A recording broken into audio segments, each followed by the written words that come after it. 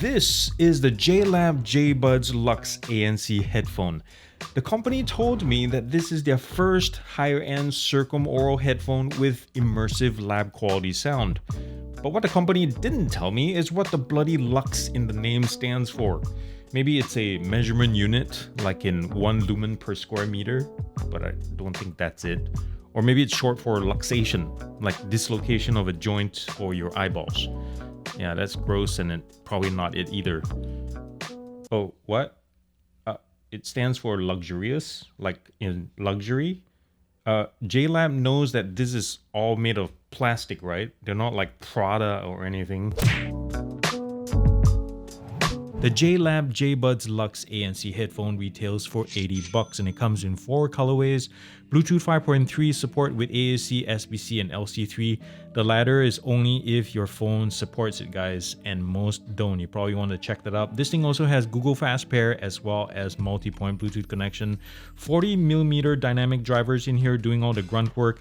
And the weight is 235 grams altogether, pretty darn light. Battery, I got around like 36.7 hours on AAC at 65% volume for what it's worth.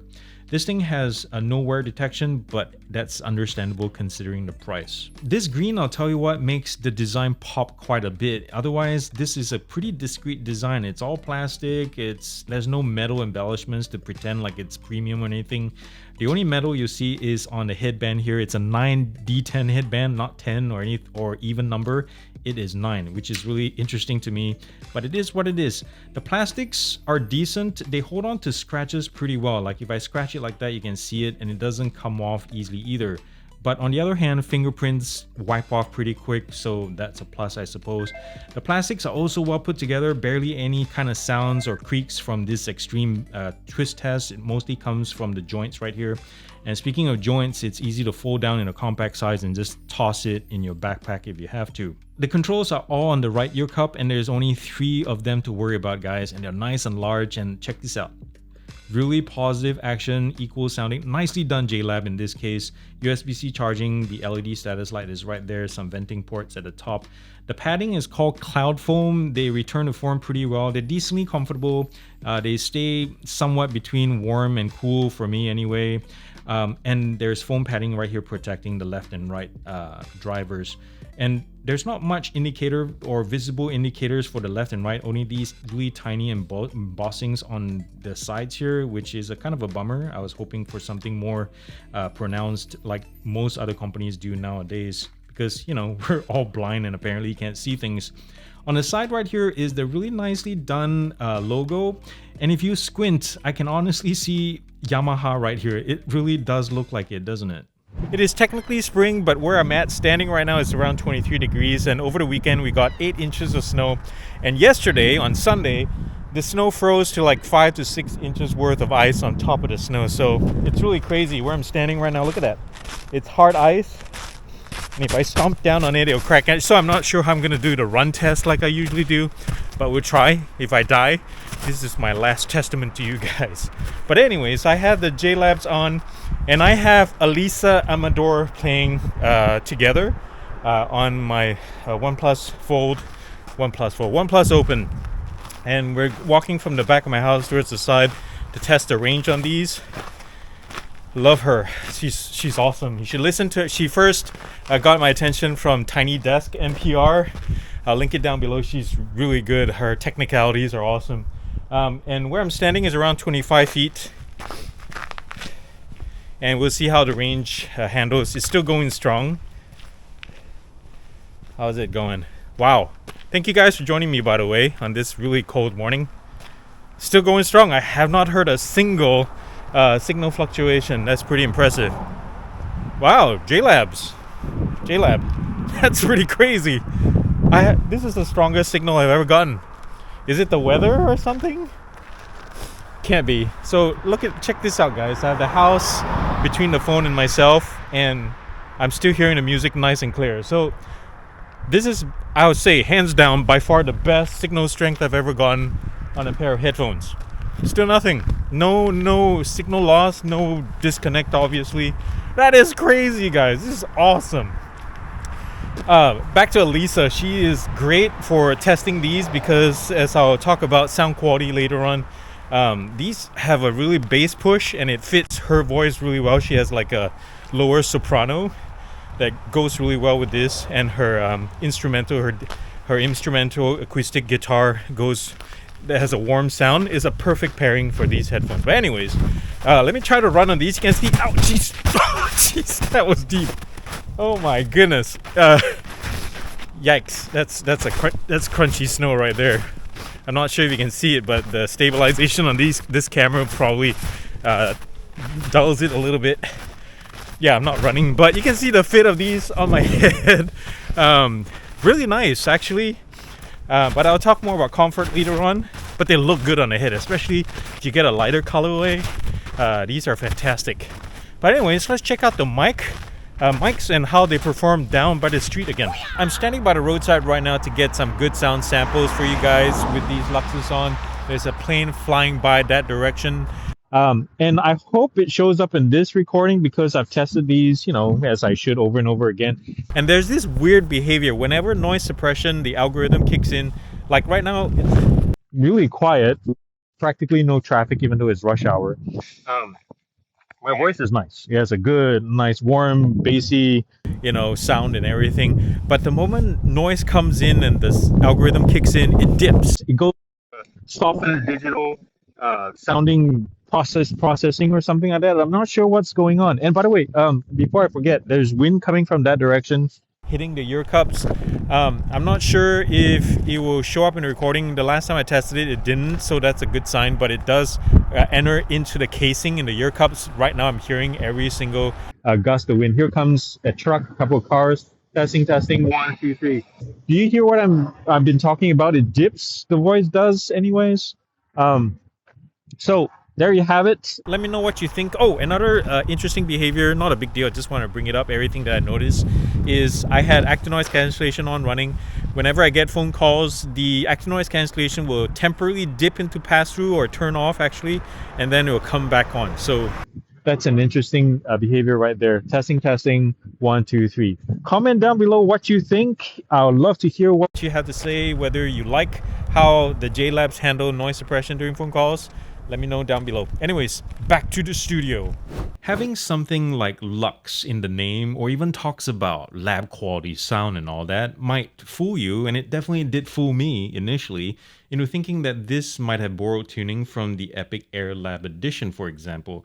But these set of headphones might have more in common with older JLabs than the rather impressive Epic Air.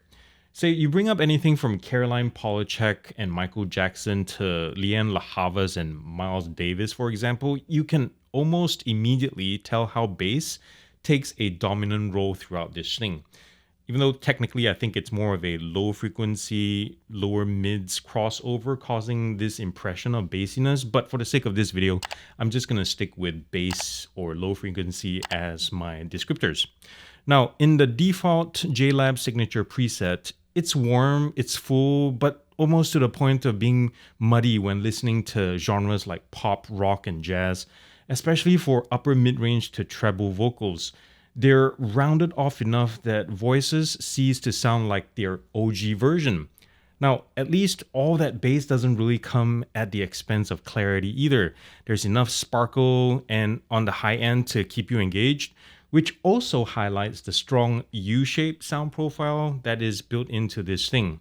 Now that being said, these JLabs are right at home with things like EDM and trip hop, where the reverby low end suddenly shows its strength in carrying the tempo and the flow of all that pulsing psychedelic hip hop and atmospheric electronica. Thankfully, there is another EQ preset in the app that seems to tone everything down a couple of notches.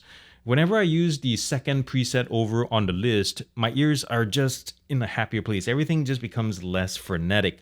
And it's also interesting to see that even though the preset is called balanced, it's not a flat line as some might imagine. And I think JLab, what they did was basically took the default signature setting and heavily dialed down the low and low mid frequencies.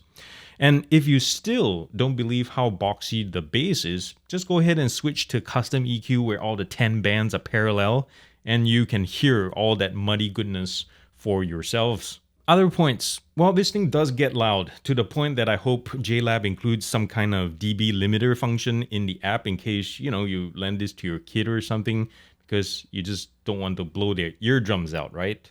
Can I get an amen for large controls? Yes, there's nothing like buttons that your fingers have no problem finding just by feel alone or in the dark when you're trying to turn this bloody thing on. Plus points also to keeping it minimalist, guys. There's 3 separate keys, just 3, and with very positive button action that doesn't sound or feel cheap either.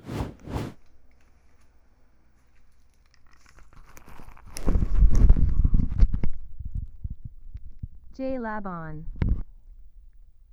Bluetooth connected. Battery full. Bluetooth connected.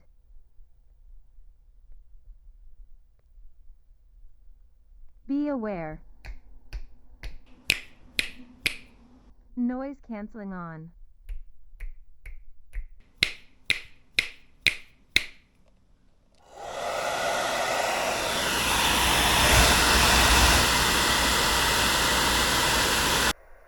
Noise cancelling off. Be aware. Noise cancelling on.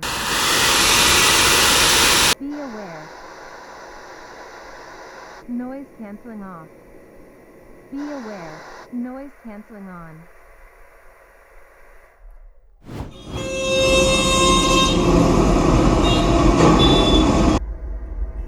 Be aware. Noise cancelling off. Be aware. Noise cancelling on.